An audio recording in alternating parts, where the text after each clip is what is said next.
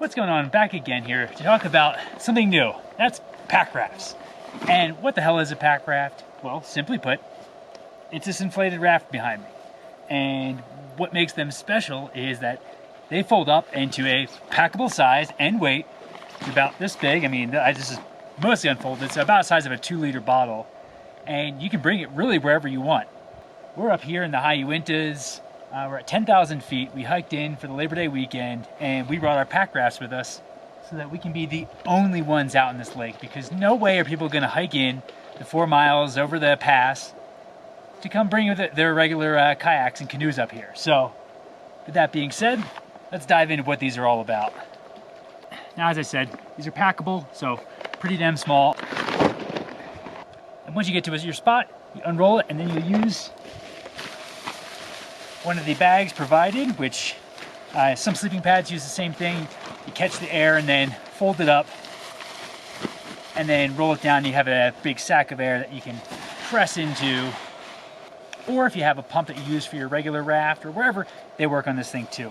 But these are super lightweight and they come with the kit. And so you end up hooking this nozzle up onto the mating feature on your raft. It threads right in. Air.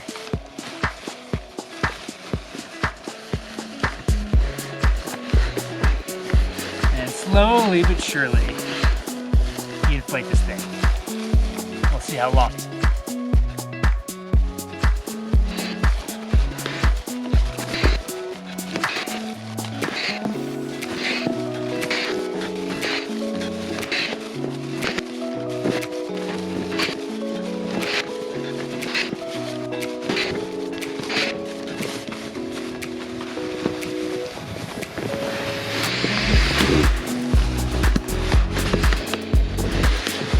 Alright, so once you get it to the near net shape, this bag actually won't inflate anymore because you can't overcome the pressure.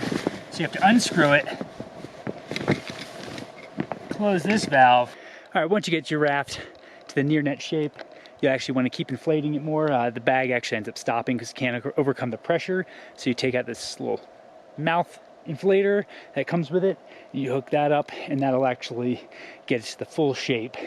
And then once you get it into the water, you actually want to give it a little bit more air because the cold water in the air shrinks it a little bit, and so you end up wanting to inflate it a little bit harder.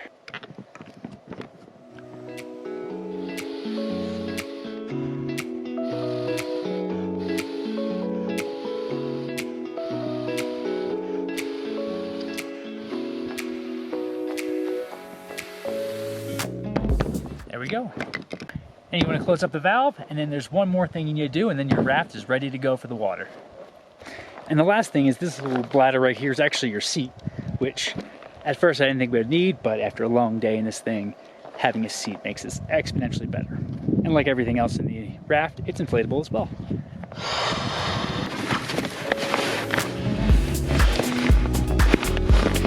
Secure it, latch up here.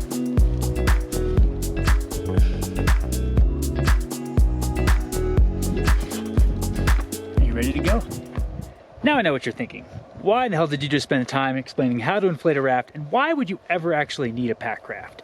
Well, for instances like this where you're just not going to get a raft up here, another type of trip idea is hiking all the way upriver and then camping out at night and then paddling downriver the next day, or just in the day itself.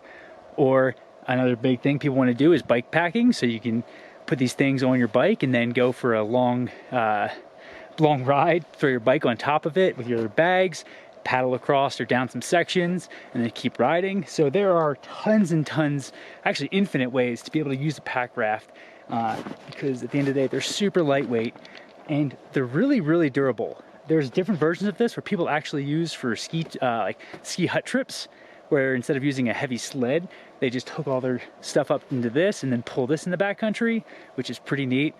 This is made out of some kind of PVC. And the other thing is the base here, the floor.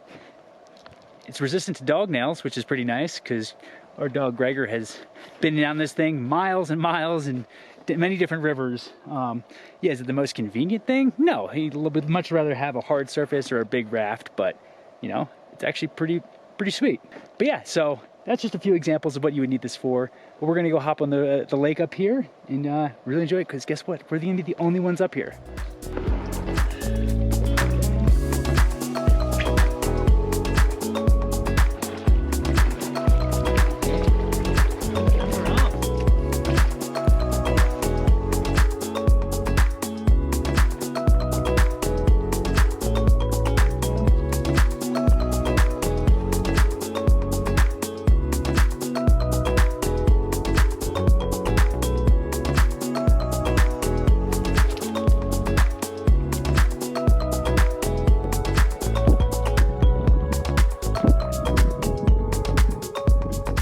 There's no rudder. It's not like a hard kayak or anything like that, and they pretty much spin, so they're really good for down rivers where the direction's pretty much set for you.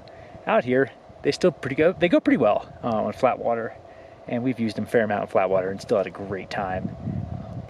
Now with this raft, this is the Kokopelli Rouge Lite, and so it's not self-bailing, so the floor is completely sealed and there's no spray skirt, so you could take this down class 1, 2 rapids, but you'd be expecting to get some water in the boat, and so you have to eddy out and dump the boat a little bit, which is what we've done in the past. We always jokingly do this. One's down in Bend, Oregon at the river park. We have a great time, but yeah, the boat fills up with water. No big deal, just get out, pour it out, keep going. Of course, you're going to want to get an oar or a paddle specifically for pack rafting, because they'll break down a little bit more. We just end up having some generic ones that fold in half, and it's not too bad. But I definitely think you can save some weight and size if you get a 4-piece paddle. But overall, pack rafts are a blast. There's some options on these things that actually have the zippers in the backs for some more storage. There's 2 sets of anchoring points on both sides. You can actually tie stuff down on this. It's actually really, really nice in the blast. This was the furthest we've hiked with it, which has been absolutely super rewarding so far, because like I said, we're the only ones out here, and that's pretty much what you'll expect with most pack rafting trips, because usually it's just too far to get the full boats there, and that's exactly what pack rafts are for, and they are awesome. I hope you learned something explaining what pack rafts are, where to use them, how to use them, and where you can go with them. So, all right, until next time, see you out there.